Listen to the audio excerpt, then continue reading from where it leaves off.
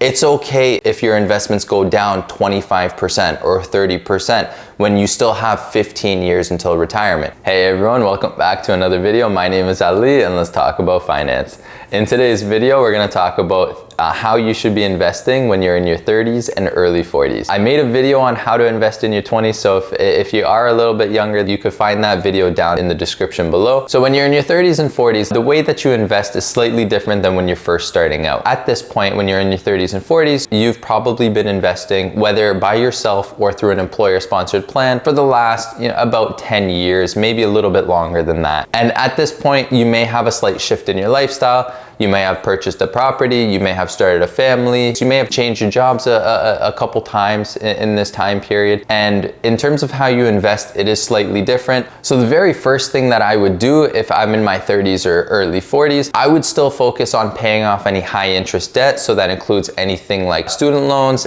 any car loans, any lines of credits, credit cards, anything like that you might have accumulated over time. I understand that at this point, your life may have gotten a little bit more expensive, but also keep in mind that income between the ages of 25 to 40 usually ends up doubling in that time period. So you usually end up spending more, but you also end up making more. But by having high interest debt, that will slow down your growth in the long term. So I would really focus on paying down any high interest debt if you still have any at this point. I wouldn't really focus too much on paying down the mortgage, because typically mortgages are a lot lower in interest rate and mortgages are a lot longer to pay off. And I wouldn't really stress too much about paying off the mortgage faster, because at this point you could probably still get away with putting money towards the mortgage and then taking the rest and using it for other purposes. Now, as I mentioned, between the ages of 25 and 40, it's said that your income typically doubles in this time period. Now, what ends up happening is if your income is doubling, that usually means that now you're in a higher tax bracket than you were when you were in your 20s. This is both a good thing and a bad thing. A good thing because now you're making more money, but a bad thing because now you're paying more in taxes, and usually it's a higher percentage of a bigger amount. That means more money that's going to the government for income taxes and less money overall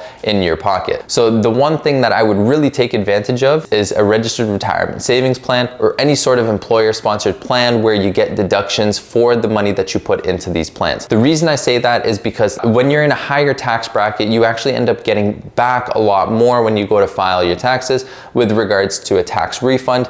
And with this, that means that that's more money that's in your pocket and less money that you're paying towards taxes, which at the end of the day, if you could pay less taxes, of course, you would probably want to do that. And also at the same time, you're helping yourself grow your wealth and work towards retirement, but also just growing your investments altogether by putting money into either the employer-sponsored plans and or an individual registered retirement savings plan. Any money that you put into the registered retirement savings plan is considered a contribution that can be deducted from your taxable income. So what that actually means is, say for example, you make $70,000 and you put $5,000 into a registered retirement savings plan. What ends up happening is when you go to file your taxes, you made $70,000 and you paid income taxes on a total of $70,000. Now, because you put in $5,000 into a registered retirement savings plan, that $70,000 that you made, you only have to claim $65,000 for income tax purposes. So what ends up happening is the amount of tax that you actually owe the government is based on the $65,000 instead of the $70,000 that you've already paid. So what that means is in most cases, you will actually receive a tax refund for the difference between the $70,000 and the income tax that you paid on that versus the $65,000 that you actually owed. Now, keep in mind, this is not free money. When you go and get a tax refund, it's not free money. It just means that you've paid too much to the government and now they're giving you your money back. Some people like to treat it as a bonus, and I don't blame them. At the end of the day, you want to have some fun. If you do want to use some for fun, by all means. At the end of the day, we want to have fun. You want to go on vacation, go for it, but don't spend all of it on fun or unnecessary things that you don't actually need. Use some of it to help pay down the debt and also use some of it to invest in your future. Use that tax refund to help you get ahead in the future. So the next thing that I'm going to be talking about is something that a lot of people don't actually talk about very often, but I think is very important. There's something called human capital, and when you're in your 30s and 40s, your human capital is still high. Human capital is the amount of time that you still have on this planet, on this world. When you're in your 30s and 40s, that's typically still quite high. So this is actually a really, really great time to take advantage of the lower rate and the fact that you're still healthy and the fact that you could probably get approved for life insurance and disability insurance. The reason that this is important is because this is used as protection for your finances if anything does happen to you. At the end of the day, anything can happen. We hear a lot of crazy stories. Somebody could be just driving home from work, all of a sudden they end up getting in a car accident and everything completely changes. Another thing is you hear some people, because of stress related lifestyle, they end up going to bed and they don't end up waking up. These situations happen on a daily basis. And if you don't set yourself up and your family, especially if you have kids, this is actually very, very, very important, because you're not only depending on yourself, your family is depending on you as well to provide for them. And when you're in your 30s and 40s, the rates are significantly lower than when you're in your 50s, 60s, or even when you're retired. And at the end of the day, if something does happen, you want to make sure that your family is financially set. It's very important to just speak to an insurance professional to talk about your different options, because this is the time to really get it and take advantage of all of the opportunity that you have. Now, keep in mind, there are options out there where you don't have to pay for life insurance for your entire life or disability insurance for your entire life. Talk to the insurance professional and they should be able to provide you some guidance in terms of what's good and what's not. At the end of the day, if you're not comfortable with that specific professional, you can just walk away, and there are many other insurance professionals that will actually take the time to explain things and not make you feel like you have to buy right then and there without fully understanding what you're actually getting yourself into. Now, keep in mind, just because you want life insurance or you want disability insurance in the future, you may not actually be able to get it because you have to actually get approved for it. And that is one misunderstanding when it comes to insurance. When it comes to anything regarding your life or your health, you have to get approved for it. And that is why when you're younger and healthier, it's important to take advantage of it, because you may not actually qualify if something happens to your health or if something is discovered along the way when you actually go to apply for the insurance. The very last thing that you should probably keep in mind when you're investing your money, at the end of the day, you still have a very long time horizon. In most cases, you have 15 plus years before retirement, especially if you're in your 30s or even early 40s. If you're in your 30s, you could potentially have 20 plus years, and at the end of the day, you still have a very, very long time.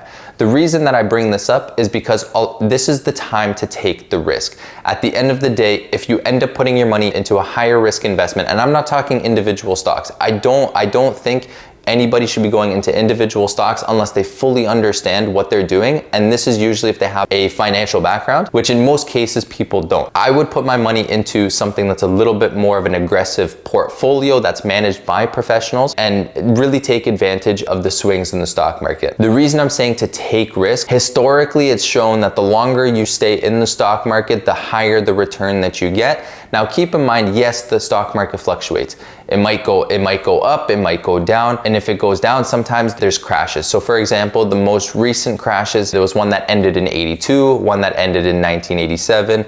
There was also the one that ended in 2002, that was the dot-com bubble. There was also one that ended in 2009, which was the great financial crisis. And then of course, there was a small one at the beginning of 2020. Now there's a couple things to keep in mind if the market does crash.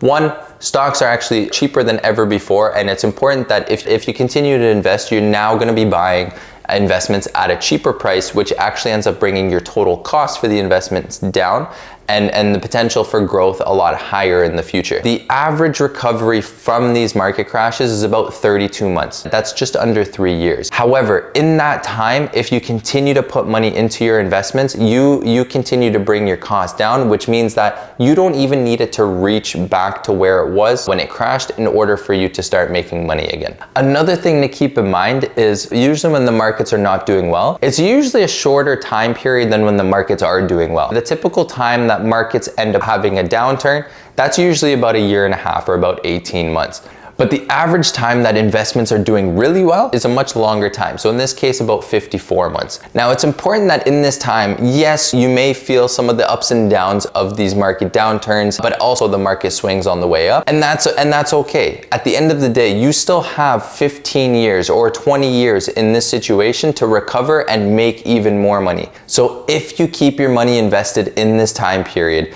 By putting your money into something that's a little bit more aggressive and a little bit more high risk, that's okay because you have the time period where you don't have to touch the money. It's okay if your investments go down 25% or 30% when you still have 15 years until retirement. Because if you continue holding on to those investments and let it ride out that market downturn, history has shown that it always bounces back, and when it bounces back better than ever, and it continues to go higher and higher. So these are some of the things to really keep in mind when you're investing in your 30s and 40s. If you found this video helpful, don't forget to leave a like, share it with your friends and family, and leave a comment down below. If you have any questions, I'm more than happy to answer those in the comments. Also, if there's any topics that you want me to cover in a future video, leave them in the comments below and I'll make a video on that specific topic at a later time. As always, stay safe, take care, and we'll see you guys next time.